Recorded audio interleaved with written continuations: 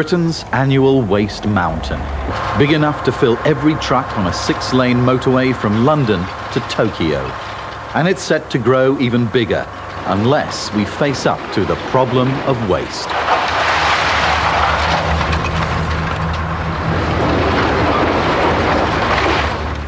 Rubbish is rubbish to me, I suppose. I just dump it in the nearest bin or skip or whatever. It's all very well if you've got the time to sort it out, but if you haven't, then obviously you can't, can you? To be honest, I haven't really thought too much about it.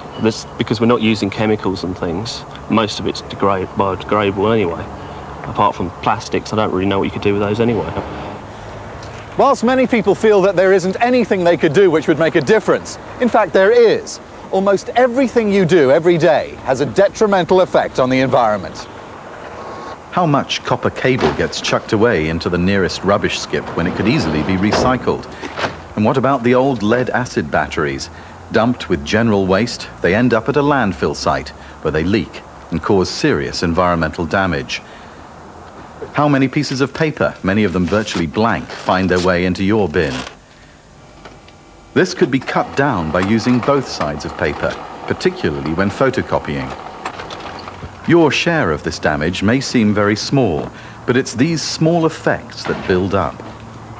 Talking about throwing away a length of copper cable may seem like making a fuss about nothing, but scientists estimate that 140 species a day are condemned to extinction because of operations such as mining. And that's just one consequence. Where does all this waste we throw away go? At the moment, the majority of it ends up at a landfill site, and this is something we all have an interest in. No, I wouldn't like a landfill site anywhere, well, anywhere, full stop, really. I don't argue the need for them. We do have a need for them because the waste has got to go somewhere, but it's where they have them. Nobody wants to live near one, but it's a fact that one major new landfill site is going to have to open every week for the next 10 years if we're going to cope with our growing waste. Britain could disappear under a huge waste mountain.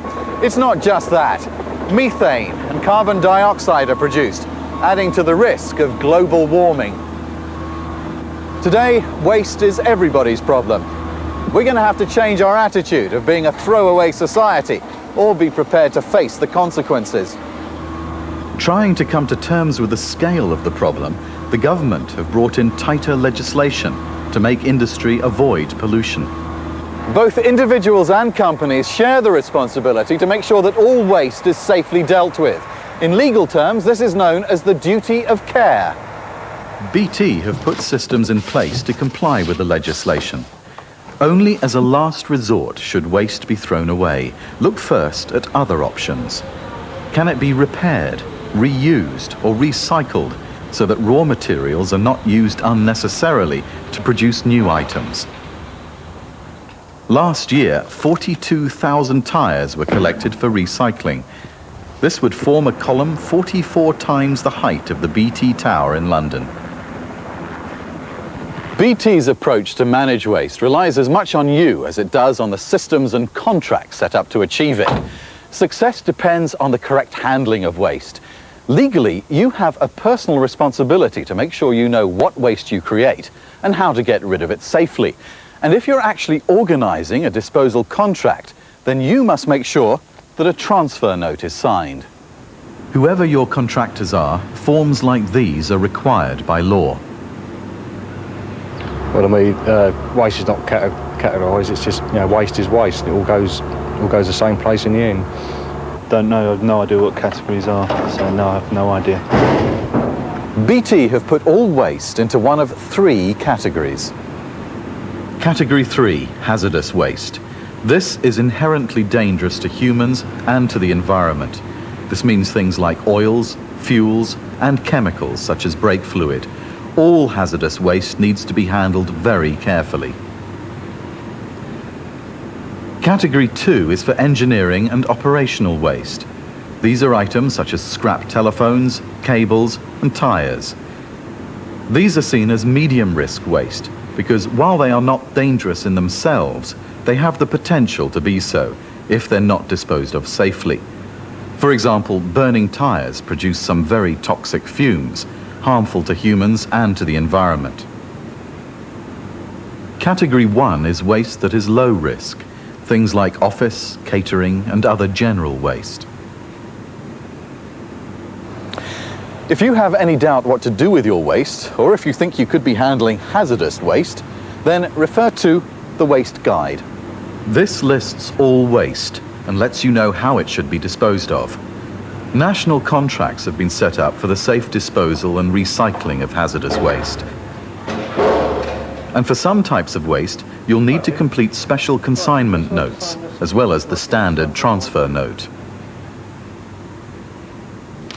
Trim phones with radioactive dials are particularly hazardous and must be taken back to stores so that they can be sent away for safe disposal.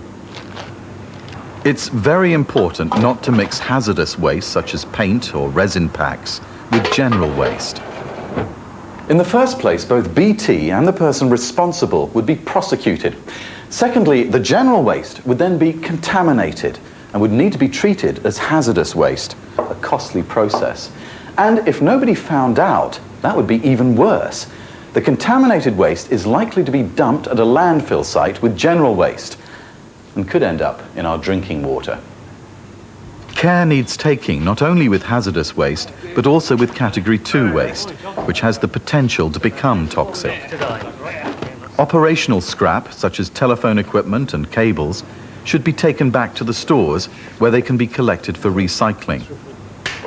Where separate bins are available for recycling, it's important to use them correctly.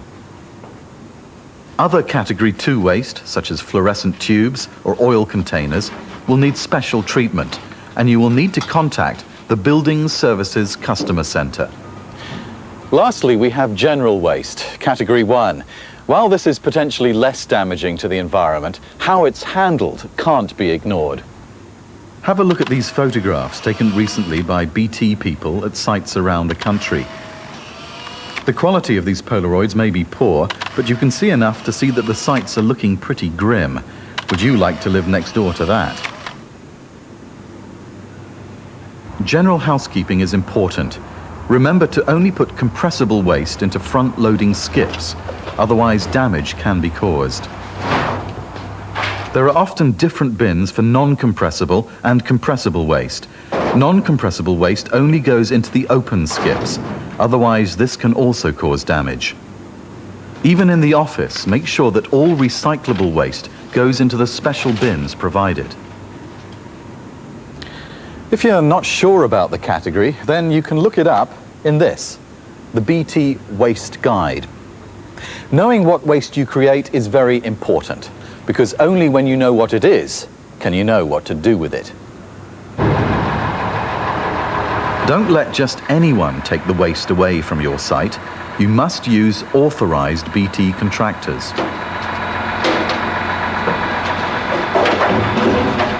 Whatever systems are in place to handle and get rid of waste safely, success depends upon your commitment. A commitment to care for the environment and to secure the future. We live on a planet with limited resources, and we need to look after it. Watch your waste.